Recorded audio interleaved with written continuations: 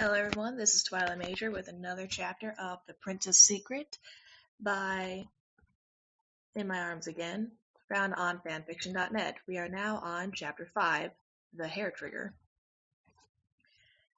2 miraculous weeks of glorious sunshine had passed when a sudden, massive rainstorm swept through the Scottish countryside. It had announced itself to the Hogwarts population with a spectacular lighting show during dinner, and it became apparent as the night wore on that this was not a quick cloudburst. The loud crashing thunder helped solidify that in everyone's minds. While more than one of the first years went to bed, missing their mothers, their older peers were haunted by the prospect of the terrible weather ahead of them. After all, when was a class ever cancelled on account of rain? The storm continued on throughout the night, and when the morning did finally come, the sun was blocked out by dark, foreboding clouds. Severus awoke to the darkness that still filled his chambers. Any hopes of dozing off for a few more minutes were stolen away when he was overcome by the same nausea that had been plaguing him on and off for days. But this time, it was far worse than ever before. He grasped his stomach as his muscles clenched, preventing him from getting up. He did eventually manage to force himself to sit up on the side of the bed, but the pain did not let up. He held on to his insides with an iron-clad fist. Beads of sweat formed on his pale forehead as he attempted to breathe it away, but yet again he had no such luck. He looked up to watch the heavy raindrops beating against the window when he felt the room begin to spin. He felt woozy and he gripped the sheets, his heart racing. He also noticed an odd taste that seemed to suddenly appear, filling his mouth with saliva. Rumbles of thunder bounced off the castle walls. Just then a horrible burn shot up his throat. Severus bolted for the bathroom, his hand clasped over his mouth. The door crashed against the wall as he fell to his knees before the porcelain bowl. His thin arms wrapped around his torso as he gave up his last night's meal. With each retch, his throat burned and his eyes stung with forming tears. His whole body went stiff, surrendering to the vomiting, and all his muscles tensed with every agonizing spasm. When the heaving finally stopped, Severus fell back onto his behind, leaning his back against the bathtub. He should have known this would happen. 2 weeks of early morning nausea. He had to actually get sick eventually. But why did he have to hold on to that hope? That he would be fine when clearly he wasn't? A second wave of nausea forced him back over the toilet. Every dizzying spasm seemed to set his throat on fire. His eyes squeezed shut as he heaved, and he had no control over the tears that spilled down his face. The retching only stopped when there was nothing left in his stomach to give up. Severus rested his sweaty forehead against the rim of the cool stone, desperately trying to stop himself from outright sobbing. There was no way in hell he was going to allow himself to be reduced to a blubbering mess again. In time, his breathing slowed as he calmed himself. Severus managed to force himself to his feet, grasping the sink for support. He rinsed out his mouth thoroughly with water. That revolting taste could end up making him sick again. As the waves seemed to have receded, Severus went about his ordinary business. He couldn't even consider the thought of foregoing his classes in favor of lying in. In the past, he had been in far worse condition and had still gotten the strength and stubbornness to do his job. Who was he to let this keep him down? Dumbledore looked up as Severus slowly strode into the great hall. He was almost jolted by the younger man's outward appearance. True, Severus was never the picture of perfect health, but this was something else entirely. The man was pale, far too pale. It almost looked like the life had been drained from his face, and his expression suddenly and unintentionally gave away that something was wrong. He also looked rather weak as he eased down into a chair in such a way that made Severus seem twice his relatively young age.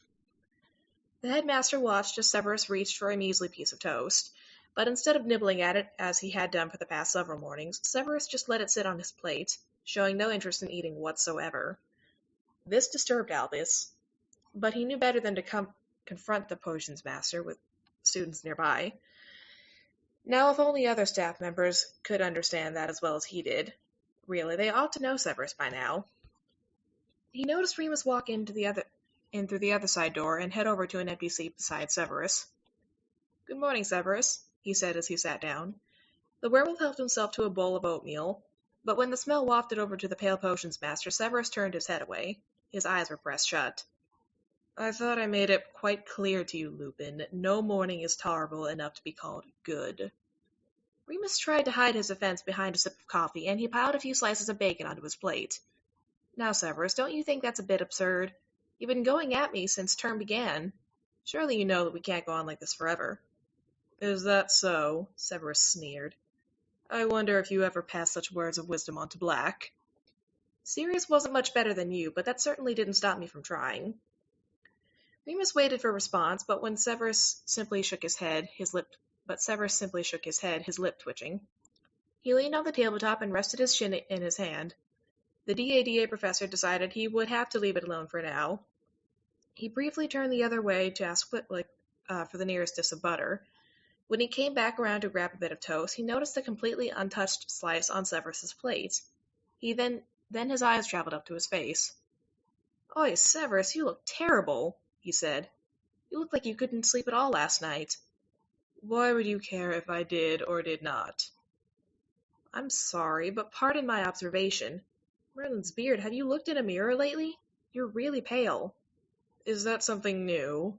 Severus's sarcasm was bitter and biting, even to Dumbledore, who continued to eavesdrop from his seat. "No, I'm serious," Remus urged. "You're white as a ghost. Are you feeling all right?" "If I say yes, will you leave me alone?" "Severus," Remus warned. The potions master snarled, baring his teeth. "I am as well as I can be. Now leave it at that. And it would be unwise to ask me again."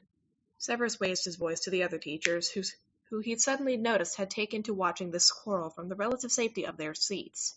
He saw Cassandra Wicker shrink back into her chair. He then turned his attention back to Remus with a cocked eyebrow. I apologize if you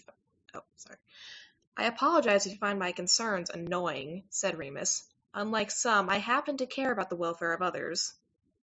Severus glared at him, his dark eyes thinning into slits. "Your lying is no better than theirs."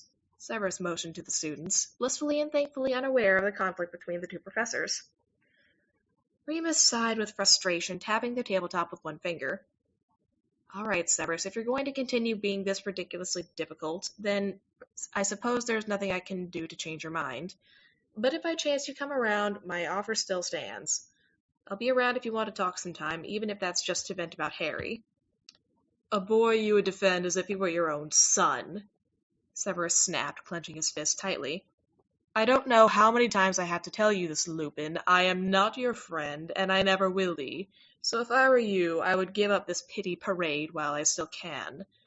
"Or what?" Remus dared to ask. Severus turned to him, black eyes burning with utter aggravation. "Don't try me, you mangy mutt. You wouldn't want me to bring your son into this, would you?" Quiet gasps were heard as Remus stared with wide eyes. He had heard some foul things muttered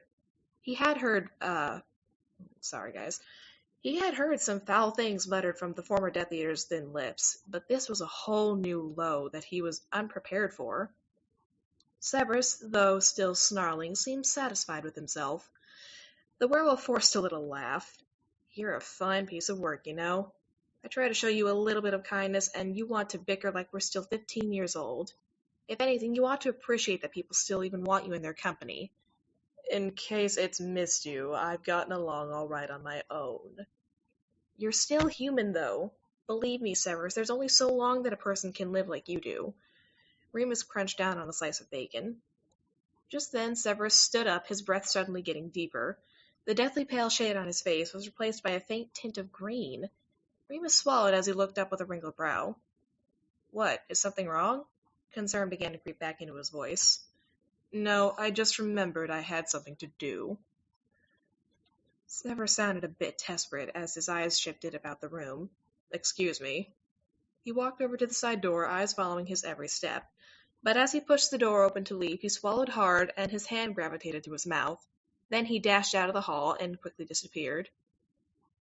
Teachers all around the table were exchanging looks of confusion. More than a few heads turned to the headmaster, who was slowly shaking his head as he looked to the still open door. "Pardon my asking, but is Severus always like that?" asked Cassandra, tucking strands of brown hair behind her ear. "Clearly you don't know Severus Snape, dear," said Pomona Sprout, stirring a lump of sugar into her second cup of coffee. "Well, I've heard that he wasn't the most pleasant of wizards in Britain, but that was a bit more than I was expecting. Really, Remus, how could he even consider threatening you with your young child?" Think of it this way, Cassandra. It's not you, said Remus. Enjoy it while it lasts. But he has been particularly nasty lately. You can't deny that, Flitwick pointed out. Is it just me, or did he look like he was about to be sick for a moment there? No, Phileas, I agree with you, said Albus. I do hope the poor boy is all right. The headmaster was careful not to give away the depth of his concerns. He didn't want to unintentionally bestow far too much unwanted attention on Severus. He turned to speak to Minerva, but he was surprised to find that she had vanished from her seat and the hall. Wiping his mouth on the cuff of his sleeve, Severus came out of the tiny bathroom at the far end of the staff room. He let out a weak sigh as he clutched his stomach. That last bout of sickness had done very little to relieve him of this gut-twisting misery. He swallowed the saliva quickly filling his mouth and decided that he once again needed the anti-nausea potion he had stashed away in his office, more desperately now than ever. He started to walk for the door, dark eyes skimming across the stone floor, but he stopped in his tracks when his gaze fell on the hem of a dark green dress. He slowly looked up until he found himself staring into the square glasses of Minerva McGonagall. "So you're fine, are you?" she said, crossing her arms. Severus groaned. Why did the old witch have to follow him and hear him retching? "Leave me alone, Minerva." "Severus, you can't pretend you're all right when clearly you're not." "I can take care of myself." Severus fell back into a low armchair next to the fireplace. Minerva crossed the room and sat down on a nearby sofa facing the younger man. "I have my doubts about that," she said.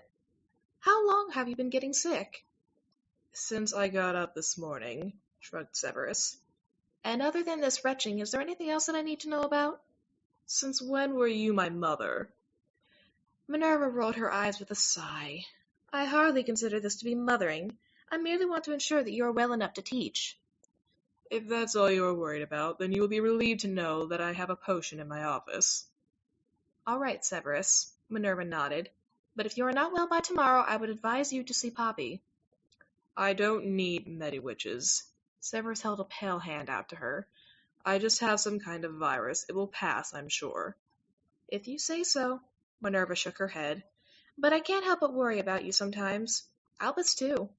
With all that's happened here, he had hoped that you would settle easily back into a routine." "For your information, I have.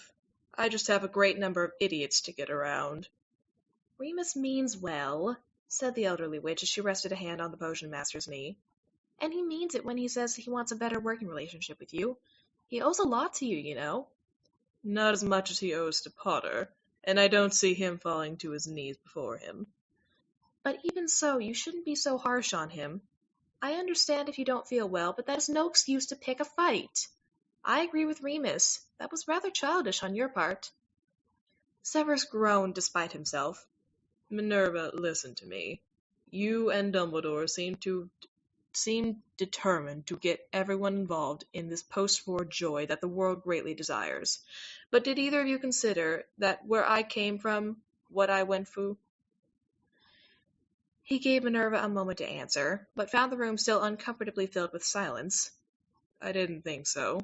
You Gryffindors are all the same. You all want life to return to some sense of normalcy in the blink of an eye. Those simpering brats are no better.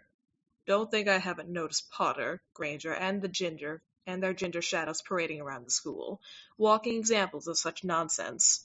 But you should know by now that I want no part in that."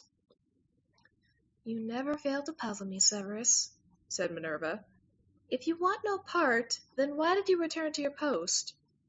It was a question that she had been meaning to ask him since the afternoon Albus sent her a letter telling her about the younger wizard's acceptance. "Did you think that I would let the Dark Lord drive me away from society? I'm a wizard on the street. I'm like any wizard on the street. I need to make a living and, as too many have so annoyingly put it, get on with my life. But I don't need to be hassled by you, Lupin, or anyone else. My life has been difficult enough without people trying to force themselves down my throat. For the sake of my sanity, please don't coddle me." Minerva was taken aback by the quiet begging. Her brow wrinkled in utter sympathy. It was obvious to her that Severus had been in poor health for quite some time, that morning aside. She knew this when she saw him on the first night of the new term, the first time she had seen him since late May. He had more than enough time to heal up after such a harrowing ordeal, and it disturbed her when he still looked so tired and peaky. The old woman would have to be deaf to not notice the whispers about his unusually short temper, and yet it took a weak, almost desperate plea from Minerva to really understand the weight of Severus's situation. She sighed as she leaned forward to gently pat a white hand. "I'm sorry, Severus," she said. She didn't want to get into any grave detail. It would only irritate Severus more to have put up with that, to have to put up with what he would deem to be a senseless pity. But still, given his current state, she felt a compulsion to try and provide the potions master with a little help. "I can tell Remus to leave you alone, if that is what you want." Severus snarled, however feebly, as he eased up out of the chair. "I don't need you to handle my personal affairs. If anyone is going to tell Lupin to bugger off, it's going to be me." As Minerva rose from her seat, she realized that the color had begun to drain out of Severus's face again. He wrapped an arm around his torso, taking in deep breaths. The elderly witch tapped him on the shoulder. "I believe you should go take that potion of yours." Severus's eyes quickly shifted to her before he nodded. He turned to the door, but before he could exit the room and escape back to his dungeon hideout, Minerva spoke up. "But I'm quite serious. If this goes on much longer, you should see Poppy." She heard Severus growl deep in his throat as he disappeared out the door. Minerva sighed, raising her eyes to the ceiling. For everyone's sake, she hoped that the answer to this little mess was as simple as an anti-nausea potion.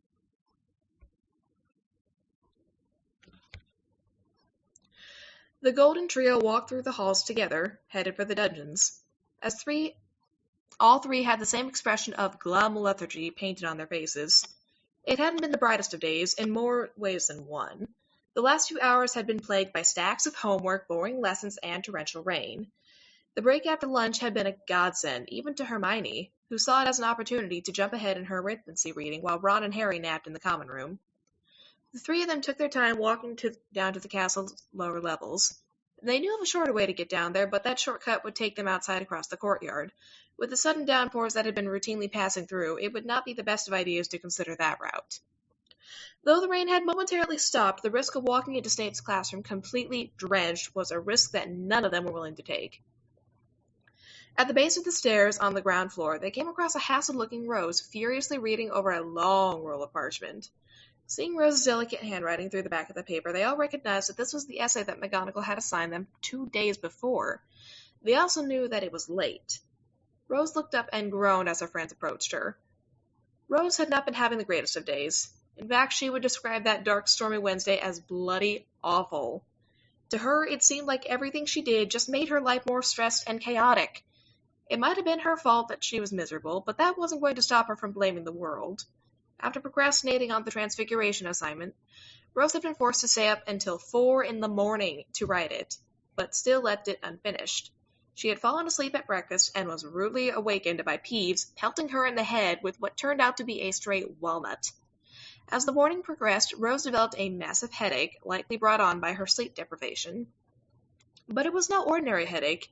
It was dull, yet so violently throbbing. The pain was so bad that when they were in charms, it affected her concentration, and Rose was unable to perform the required spells. This made Flitwick deduct 10 points from Gryffindor. The same thing happened in Muggle studies when Professor Wicker caught her trying to finish her essay rather than paying attention to the lesson. And when she found herself in Transfigurations, she lost 10 more points for her continued inability to perform magic caused by her head pain. And after all of that, her essay was still not finished. McGonagall decided to give her until the end of classes to hand it in, warning her of the credit she had already lost. Rose had disappeared after that class, choosing to spend lunchtime in the library, sacrificing a good meal for a measly apple. And using the additional break, still nursing her terrible aches, Rose managed to finish the paper. Now she held it in her hands, and now she just wanted to be rid of it. Rose quickly rolled up the parchment and leaned against the wall. Harry leaned up next to her, looking at the roll in her hands. "So you finally finished it, did you?" he said with a smirk. "Shove off, Harry." Rose groaned, rubbing her forehead. "How's your head feeling?" asked Ron. "Like it's been trampled by a hippogriff." Hermione winced as she stepped forward. "Perhaps you should see Madame Pomfrey. Let her give you something." "No time for that. I'll make a potion tonight if it doesn't get any better." Rose leaned down to pick up her bag, heavy with books. She kept a controlled grip on the scroll in her hand. Well, look who it is! Barmy Beckett! A shrill voice pierced the air in the hall. Rose's roll of parchments suffered some abuse as she looked up to glare back at Pansy Parkinson, who had just appeared on the arm of Draco Malfoy. What do you want, Parkinson? Rose's soft voice became a low snarl, the same snarl she had taken on a number of times that day. What could I possibly want from you, a stupid little half-blood? Pansy let go of Malfoy's arm and stalked over to the little group, stopping when she was mere inches away from Rose's face. You've got some nerve to even show your face around here after how you shamed yourself in class. You were so bloody awful, it's a wonder they even let you back into this school. They've been hanging around Muggles too much. You've been hanging around Muggles much too long. You ever hear having a bad day, you prejudiced bit? Hey, that's enough. Harry forced himself between the two young women, cutting Rose off and blocking her with his arm. Leave her alone, Parkinson. Stay away from us, he said to Pansy in his sternest voice. He gently pushed her away from Rose. Hands off, Potter! Malfoy came charging towards them and yanked Pansy out of Harry's reach. Don't you dare touch my girl, he commanded. Oh yeah, anything you say, Malfoy, Harry answered, viciously sarcastic. Hermione looked at Pansy with a stare so threatening it was unnerving for her fellow Gryffindors. The pug-faced Slytherin didn't seem to take her seriously in the least. You think you scare me, Granger? But she still backed off. She began to walk back to her waiting boyfriend.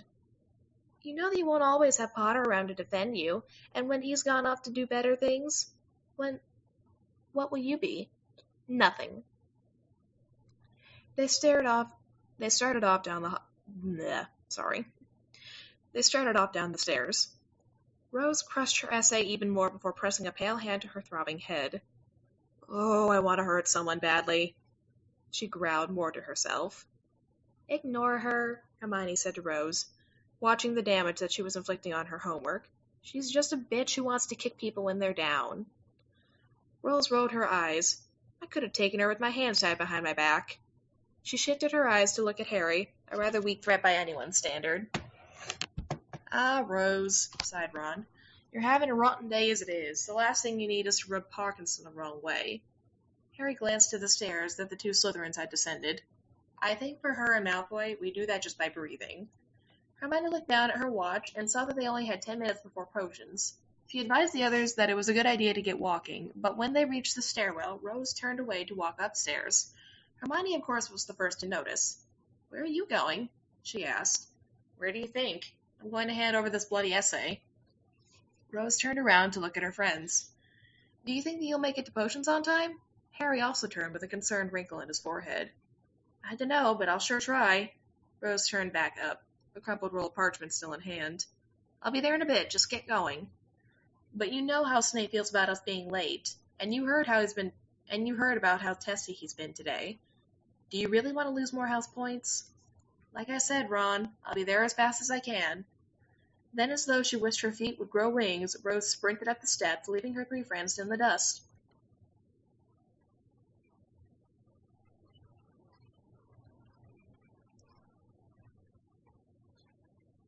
Snape paced back and forth across his office, his arms crossed over his torso. Every so often he would look up at the clock to watch another 10-minute pass. How he longed for the end of the day to come. He was thoroughly exhausted. His body ached, and his anti-nausea potion had stopped working an hour ago.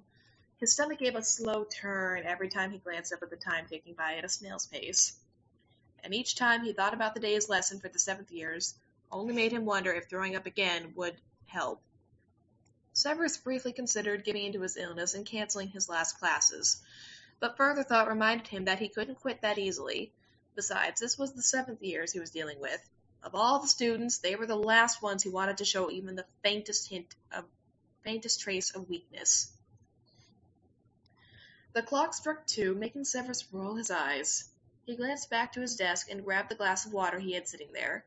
He tilted his head back, swallowing the last drops. He stalked over to the closed door with a shake of his head. Merlin, help me. Snape walked out of his office and went right over to his desk. He reached into his robe and grabbed his wand. Sitting down in his hard wooden chair, he cast a charm on the door. It swung open and stopped short of the wall. The seventh years all filed in and took their seats, the last one shutting the door. All of them, even those of Slytherin, were all strangely quiet. Ordinarily their faces would betray that they had other things on their minds.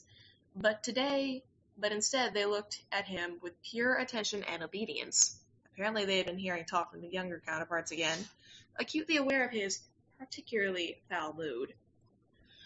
As he observed the class, he noticed the empty seat next to a rather tense Hermione Granger. He ran through the roster in his head, and he came to realize that it was Rosella Beckett who was missing. He sighed. He should have expected this from her eventually. He quickly made a mental note to take off 10 points when she actually showed up, or 20 points if she didn't show up at all. Good afternoon, he addressed the class. Turn to page 406. We shall be discussing. He was cut off by the sound of the door swinging open and slamming against the wall. He looked up, as did the students. There in the door stood Rose, her robes looking doused, and her hair was dripping slightly. Her books and parchment were damp. The silly girl had obviously gotten caught in the rain. Snape heard some half-assed snickers from the back of the room. He was tempted to laugh himself, but he decided to spare her that. He had other ideas for dealing with her tardiness.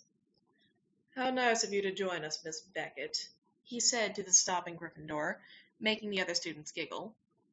My apologies, Professor. I had other things to attend to. I didn't mean to be late, Rose said, trying to explain herself. And why, might I ask, are you soaking wet? I took a shortcut to get down here faster. I thought I could beat the rain. I was wrong. Most of the students, Gryffindors included, were now openly laughing at their classmate. Silence, Snape ordered. The class quieted down. Miss Beckett, quite frankly, I don't really care if you had other priorities. You should know by now that there is no excuse for lateness. See to it that it doesn't happen again. 10 points from Gryffindor. Now sit back down and turn to page 406. He turned back to the board. Rose, now quite red-faced with obvious embarrassment, quietly tiptoed her way over to the table where Hermione waited and sat down. She set her books down onto the desktop, but before she opened up her potions book, she pulled a red ribbon from her pocket and tied back her long red hair. Snape saw this out of the corner of his eye. Rose had done that every day at the start of potions class since the second week of her first year, when she accidentally set her hair on fire while brewing a rather simple potion. Since then, she had taken every precaution to make sure it never happened again. She even did that when they weren't going to be brewing anything in class. She just couldn't risk it. From what Snape had heard from among the students, Rose just couldn't bear the thought of having lopsided ends for another year, and that apparently was doubly so now, when her hair was at its longest and, as Rose herself put it, in its prime. Snape held back a gag at the idea. The lesson was the first of many to do with medical potions. The only noise that cut through the thick, humid air was the scratching of quills on parchment, and the only voice to be heard was Snape's. Though the class remained quiet and attentive, Snape knew better than to believe that they were remotely interested. It had just finally clicked that this was how they were supposed to behave. But there was a part of Severus that actually wanted one of them to be stupid enough to slip up. Head pounding and stomach churning, his irate soul was screaming to be released. He struggled to maintain his calm, cold demeanor. Had this been any other day, he would have taken his discomfort and frustrations out on Potter or Longbottom, but he couldn't muster up enough cruelty and loathing for that. He had already done and said everything possible to those boys. He questioned himself for such boredom and wondered if he should go and lie down. He turned and let his eyes travel across the room, passing over the Slytherins as always. He once again caught sight of the Beckett girl. The young Gryffindor was slowly and sluggishly flipping through the pages of her book, not paying a bit of attention. Every now and then she would quickly write something down, but not before looking over at Granger's notes. Snape felt the burn of rage in his gut. The girl had always been so attentive in his classes. She had actually seemed to have a better grip on the subject than many of her classmates. And yet here she was, looking and acting like she couldn't give a damn about what he had to say. He withheld the desire to snarl. If there was one thing Snape hated more than students who were late, it was students who blatantly didn't care. He had to get her for this, purge this lazy rebellion from her being. But she had, too, already witnessed and been subjected to the things he had done in the past. He had to catch her while her guard was down. That's when he got an idea. It was an old idea, but it had proven useful and satisfying in days gone by. It was what Horace Slughorn used to do to students who let their minds wander in class. Snape had watched the old man embarrass the hell out of Sirius Black many times before. He hadn't tried it for himself, but there is always a first time for everything. "Students," he barked. The class looked up with curious eyes. "Before we continue with the lesson, you must know that by this point in your education you should be able to retrieve information at any given moment. Therefore, as a review for your upcoming newts, I would like to ask you a few questions."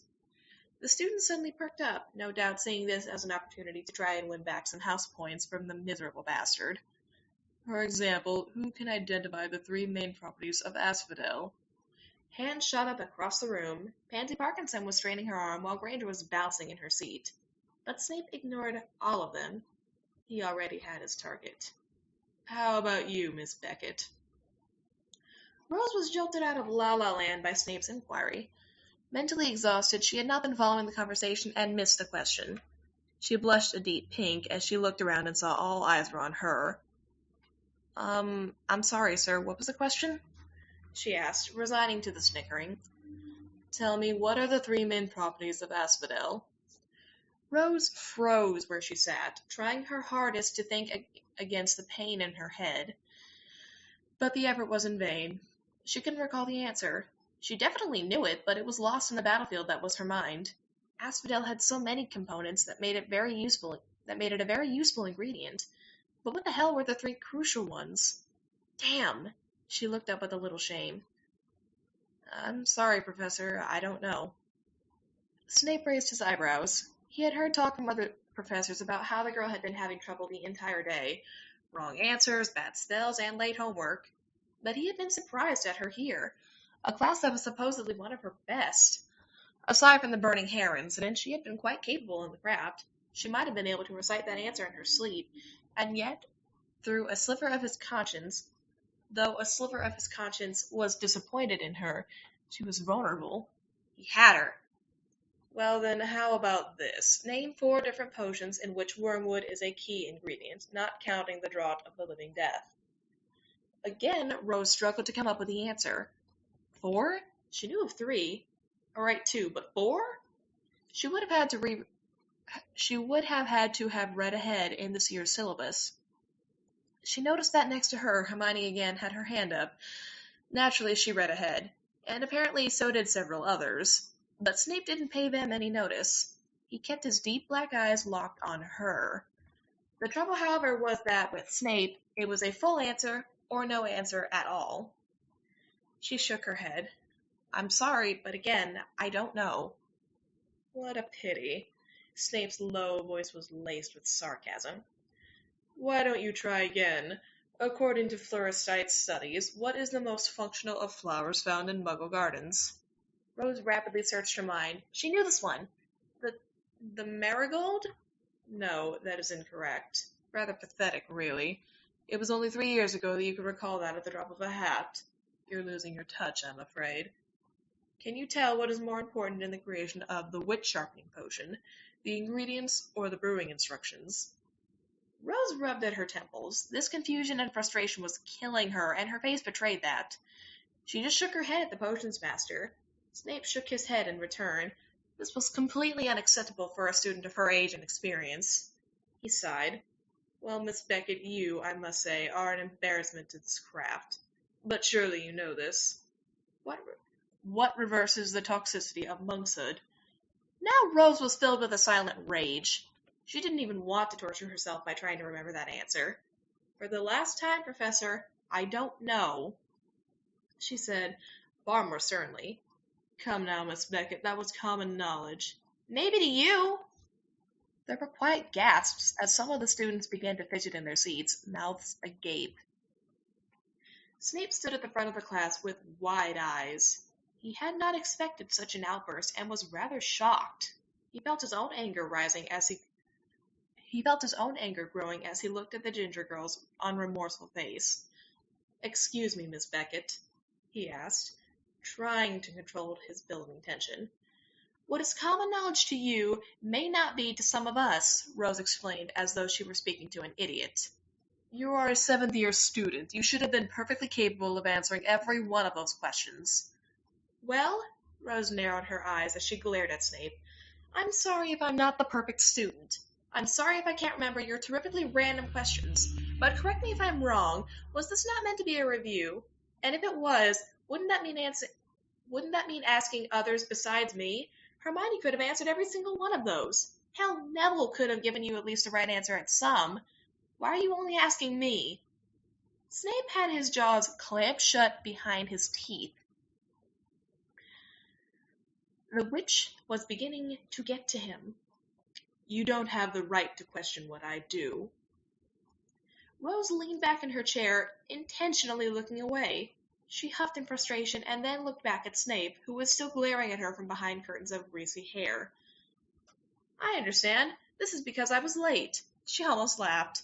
I already apologized, but if you feel like punishing me further, then go ahead. Ask another question. Snape was inwardly snarling. The daft girl was asking for it. Very well, Miss Beckett. What is the proper action to be taken when faced with the flagrant curse? Rose coughed on her own breath, taken aback and completely confused. Professor Snape, what the hell does that have to do with potions? Language, Miss Beckett. So that's another 5 points from Gryffindor. He heard groans from every one of the Gryffindors, who directed their aggravation at Rose. Please, sir, if you're going to ask me questions, would you kindly stay on the subject? All right, now the brat was challenging him. For a bright girl, she was a shining example of stupidity. But if she was going to mess with Snape, then Snape was going to mess with her. He thought hard. As you wish. Name 2 ingredients in the polyjuice potion. Lacewing flies and flaxweed. Snape sighed. Yes. There was some meager applause from others, giving Rose a smug look of pride. Finally, she got one right. She hoped that the greasy git would finally back off, but she had no such luck. If you are so sure of yourself, then name all the ingredients and the brewing instructions. Snape crossed his arms across his chest. That was a trick question. Even if she did know all of that, she would have gotten the information illicitly. Rose propped herself up on the desk, no readable emotion in her pale face. Then she took a deep breath and began speaking. Her voice hoarse from prolonged aggravation, she went on for what seemed like an hour, clearly naming herbs and other oddities, and giving fairly exact instructions. Impressive for a school band potion. There was just one problem. It was not the polyjuice potion she was describing, and Snape felt as though his head would burst when he realized what Rose was describing. She had just laid out the making of bubble juice. This particular concoction, not to be confused with the muggle substance used as a toy by children, had no use to a wizard except to induce a hallucinatory state, and a terrifically risky one at that. It had been said that the addicting potion was known to make the drinker feel invincible and lighter than air. Highly toxic in large doses, bubble juice had been declared illegal in all British wizarding establishments after a string of deaths in the 1970s. It was also common knowledge that an underage wizard found in possession of the drug-like potion would be punished even more severely. And here, Snape thought, was an 18-year-old witch who knew exactly how to make it. Snape was nearly blinded by his rage as Rose looked at him with revolting pride. She smiled at Granger, who looked positively horrified. She turned her attention back to the potions master. Miss Beckett, do you have any idea what you just said? Snape hissed through his gritted teeth. If you mean by how I described the wrong potion, which happens to be banned, for all to hear, then yes. Rose threw Snape a mocking smile. The angry potions master found himself gripping the edge of his desk.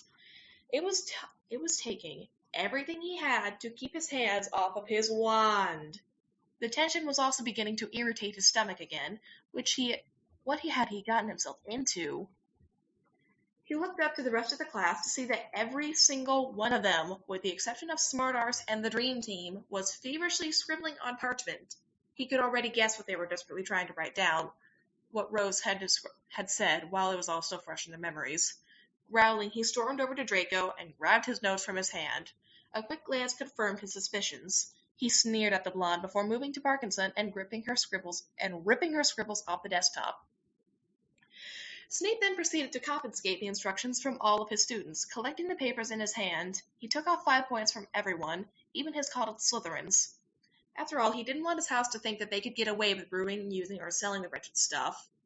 In addition to the loss of house points, every young man received a not-so-gentle smack on the back of the head. Harry enjoyed the chance to watch Snape hit Malfoy for a change, until he too felt the brunt force of Snape's stack of papers. He rubbed his head as Ron was racked beside him.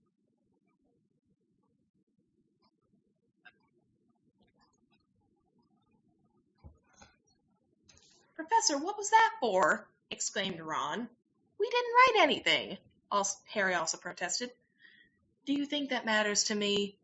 Luckily for Snape, both Potter and Weasley had nothing more to say. Papers in hand, he stormed back up to his desk. He stuffed the pile into a drawer, slammed it shut, and charmed it. He would get rid of those later. He turned back to Rose. "If you like, I can tell you everything you need to know about brewing at Mortentia, because I can do that too." "Quiet," Snape snarled. "Miss Beckett, I have not the slightest idea how you acquired this information, but why did you feel the need to share it with me?" "Well, sir, you've asked me so many questions I didn't know. I just thought I should tell you something that I do know."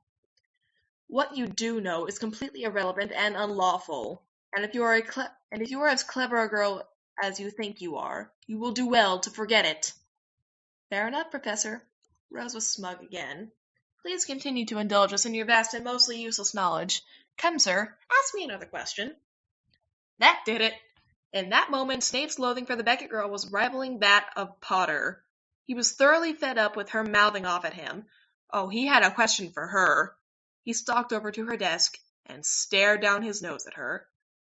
"How's your father?"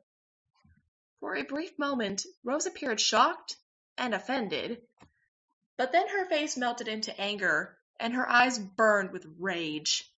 "I don't know. But then again, you've probably seen him a bit more recently than I have." Snape's stomach turned. She had some nerve, that stubborn bitch!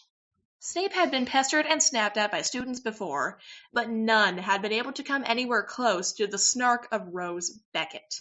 She hadn't overstepped her boundaries. She'd passed them by a long ways behind. Now he had to put an end to this and put the young Gryffindor back in her place.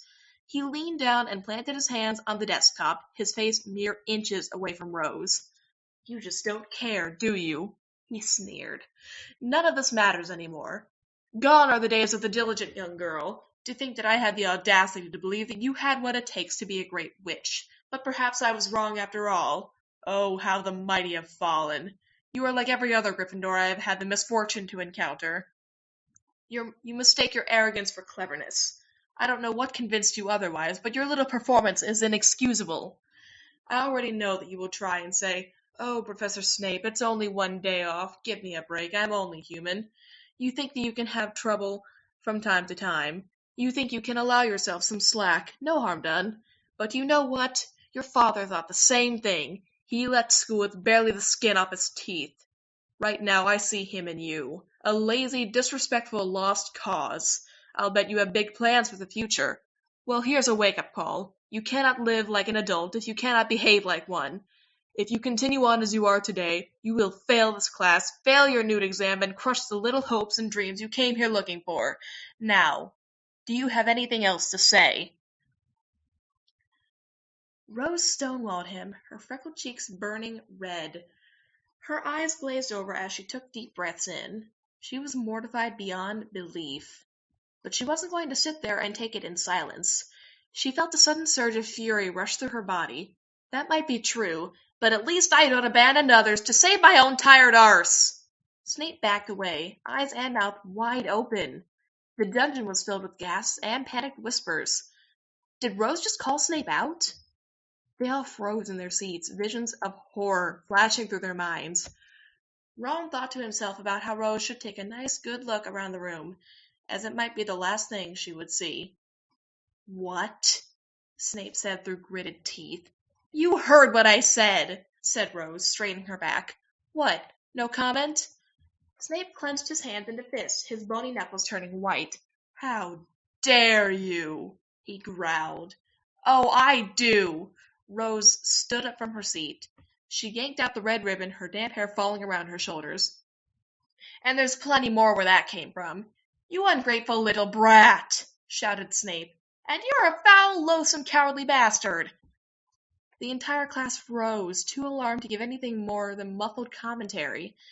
They simply watched as Rose gathered her books and threw her bag over her shoulder.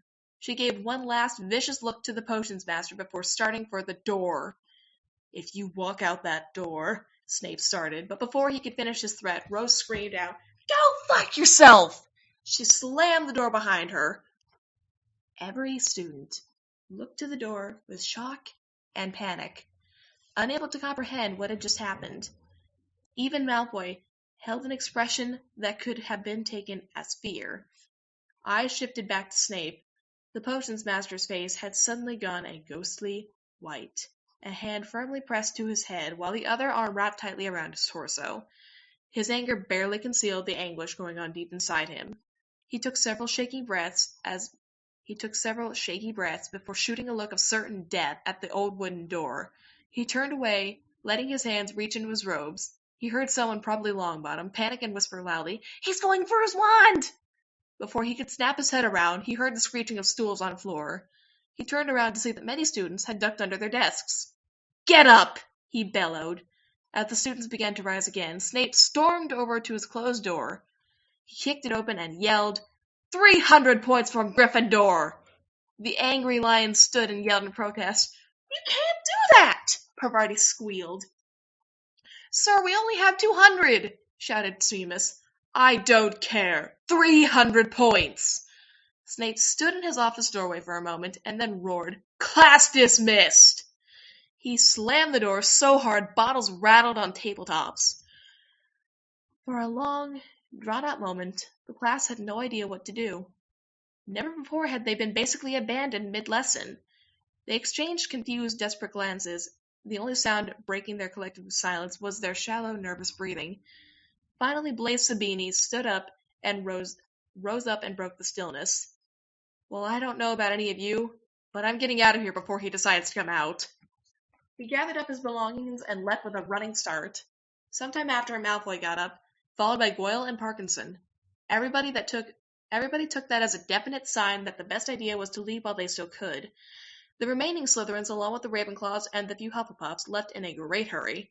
They left behind the famous trio and the other Gryffindors.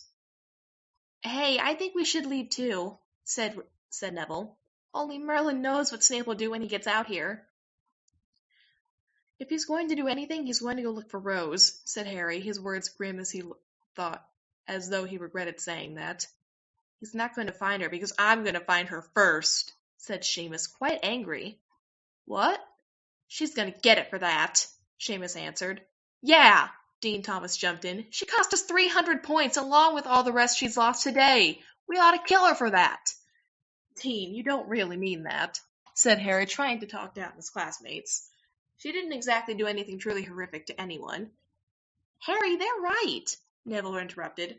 Rose has been causing trouble for us all day. Because of her, we have negative points. We can't let her get away with this. The boys gathered their books and stood up. Seamus then took charge. All right, guys, after our last class, meet in the common room. I'll spread the word to everyone else. Then we're going on a witch hunt. They started out. Right, she couldn't have gone far, said Dean. The conversation faded as they walked out the door to the dungeon halls. Harry noticed Parvati running after him, hopefully to try and talk some sense into him. The 3 remaining Gryffindors felt a wave of slight panic wash over them. Hey guys, I don't think they're kidding, Ron squeaked. Ron's right, they're probably going to do something awful to Rose, Hermione added. Harry, what are we going to do? Harry thought for a very long second before saying, We go on a witch hunt. Harry, what are you talking about? Rose is our friend, Hermione exclaimed, trying to stay quiet enough so that Snape didn't hear her from inside his office. My point exactly, Hermione. Since we know her better, we have a better chance of finding her. We just have to find her before the others do. Harry, Ron interrupted, we have to find her before Snape finds her. We could save her life. Yeah, I know. Harry realized the potential danger of having one very angry Severus Snape finding Rose. We'll find her, I know. We have to get a head start on everyone else. Hermione, go to arithmancy and do whatever you can to get out of class. Ron and I will go talk to Remus. Give him a heads up. We'll wait for you on the 5th floor, near the empty classrooms. Then we can start from there. Harry ignored the distressed look on Hermione's face at the thought of missing a class for no legitimate reason. He quickly reminded her that she would have to take one for the team to help their cranky, rampaging friend. Ron tried to give her a few bogus excuses to use as they rapidly gathered their things and escaped the dungeon classroom. Hermione, however, shot most of them down. After all, Septima Vector was not a daft woman. There was no way that she would buy a story of how Hermione had to go claim responsibility for turning someone's skin green.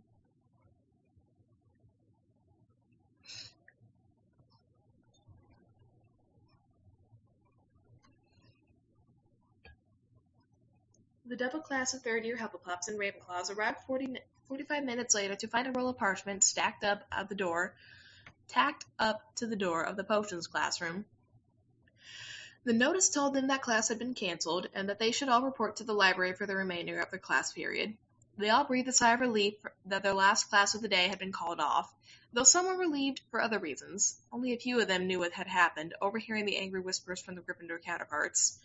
This left them to fill in their housemates. It would only be a matter of hours before the entire school would know the tragically funny tale, avoiding Snape at all costs and following the hunt for Rose Beckett.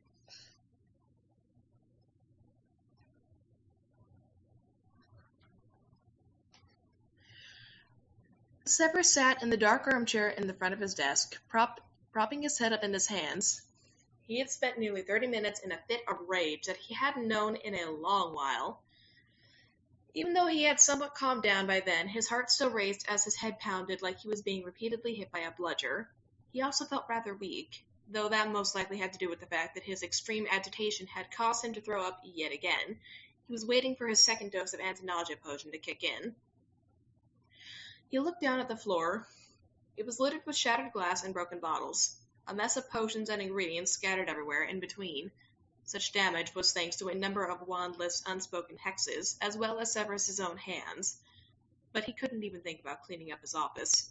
He had enough on his mind without a meager task like that. And even in his calm state of mind, that certainly did not mean that he was ready to let go of the fiasco that was his last class. He used his momentary quiet to solidify his response to that incredible act of disrespect. Stepping over the shards, Severus quietly walked into his empty classroom. He looked around at the empty desks, his obsidian eyes falling on one in particular. He then reached into his billowing robes and grabbed hold of his wand. Just as his brilliant students had predicted, Severus had only one thing on his mind. He had to find that blasted girl and see to it that she paid dearly for the things she had said. He opened his hand, letting his dark wand rest in his palm. "Point me to Rosella Beckett," he said in a deep, scratchy voice.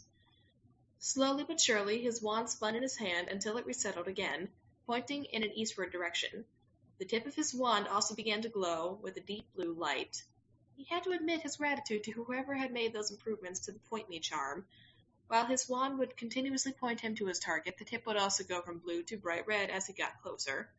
His face tense with determination, Severus walked over to the door and pushed it open. And then, one hand extended, he began his hunt.